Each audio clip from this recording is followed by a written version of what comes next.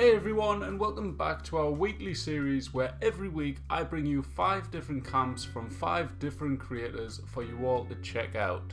This week's episode is taking a look at this week's top camp builds. This week is featuring Scorpio Prime, Daka the Wanderer, Fallout McFly, Nikita and WMD Bloodhunter. So a quick thank you to everyone involved. If you want to check out any of these channel creators, please go onto the channel links down in the description below.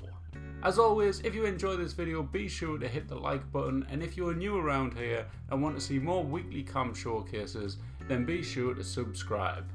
Thank you for watching. At number 1 we have Scorpio Prime with his bowling alley which he did. I had the pleasure of seeing this camp firsthand and going to see it on the real life map, in the in-game map I should say.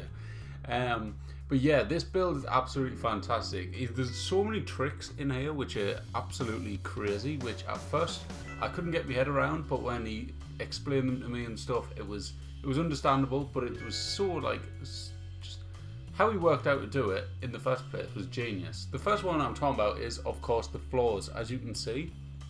So there is a little gap that goes in between the floors to create the little alleyway where the ball goes down the side in the bowling alley. If you look at that now, try and think how to do that. If you know how to do that, drop it in the comments down below, and I'm sure Scorpio will tell you if you are right or wrong. Another one which he did is these floating lights. Now, at first, I didn't have a clue how he did it, but then, of course, you see the conduit. Now, you can make conduits float if you didn't know this already. It's a nice, simple trick. You put a conduit in, then you take the conduits that support it out, and there you go. You've got a floating conduit. You can put anything on that you want. He also has a video on how to do it, but how he does it in the video is completely different. He does it in the video where all the wires completely disappear, which is really cool, and you should check it out. But if you do like this build, of course go and check out Scorpio Prime, link is in the description. At number 2 we have Fallout McFly, who's done this modern home. Now it is slightly Christmas themed as he uploaded it slightly late, but all in all, the build is absolutely fantastic. I picked out all of his little cinematic scenes that he did because I don't know why or how, but Fallout McFly, you are fantastic. These cinematic little scenes, like this one here past the kitchen, it's just beautiful. I really like your cinematics. I don't know if in real life you do something to do with cinematics, if you study it or I don't know, whatever you do, but you're doing it right, man. I really enjoy how you record your camps. I really like all of the decoration in this camp. It's really close knit. There's so much stuff like this chair specifically, just the plants around it, the chair, the lamp going over the chair with the bowl of sweets beside it. I've just bought that table as well that's beside it. Really cool, really cheap bundle at the minute in the Atomic shop if you haven't got it already. The flamer looks awesome as well with that camo. I know you're saying that's one of your favourite weapons in the video, which is awesome.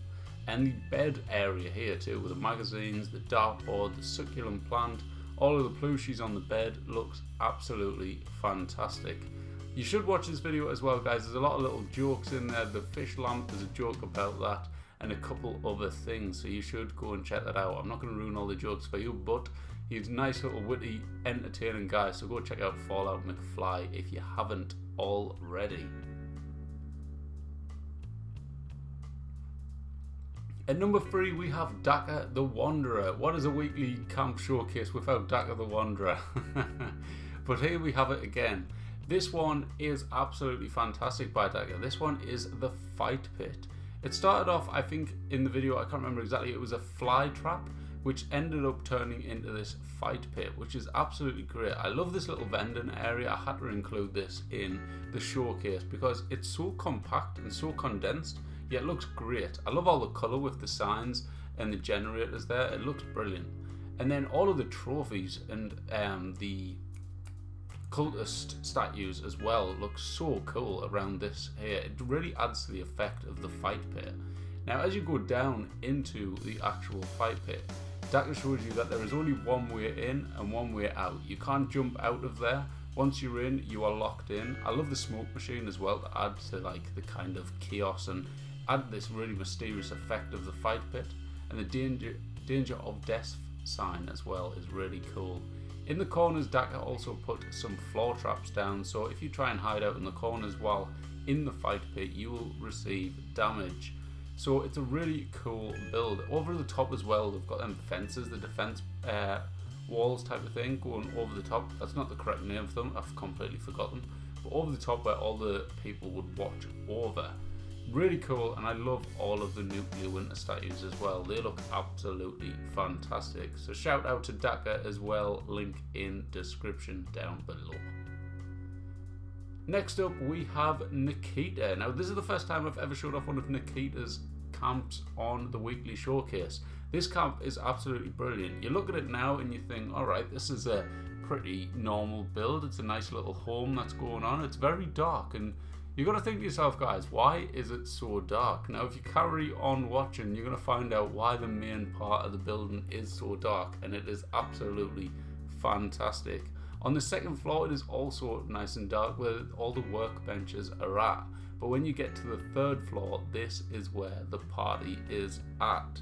So you come up to the stairs entering the third floor, which is basically the roof, but then as you look round behind you, you have a train. Now the amount of time it must have took to line up them stairs to go perfectly into that little entrance of the front of the train is just ridiculous. It would have took so long. I felt like you would have knocked down your build so many times and restarted. Well, if it was me, I know for a fact I would have. Look at how long it took us to do the monorail, but never mind. But as you come into here, Nikita used up virtually all of the light budget to make this place a complete and utter party train, and that is why it just looks brilliant. There's so many flashing lights, it's great. And the kill sign as well, she made a comment about that in her video. So that one is, isn't it kill, laugh, love, I believe? So that one went on the seat, but it went at an angle which made the other words disappear, so now it just says kill. So shout out to Nikita, go check her out, link in description. Last but not least, we have WMD Bloodhunter, who is also making their first appearance on the weekly showcase. This camp is absolutely phenomenal. I love how realistic it is. It's meant to be a lore-friendly camp, and I've got to say, Bloodhunter absolutely nailed it with this one.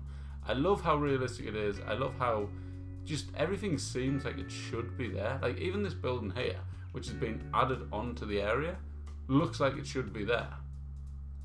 It looks great. The pictures on the walls look fantastic, and some of the cinematography throughout this video is phenomenal as well. I really wish they'd replace them toilets. I wish they'd give us something better, but hey, they give us a sink. What more can we ask for?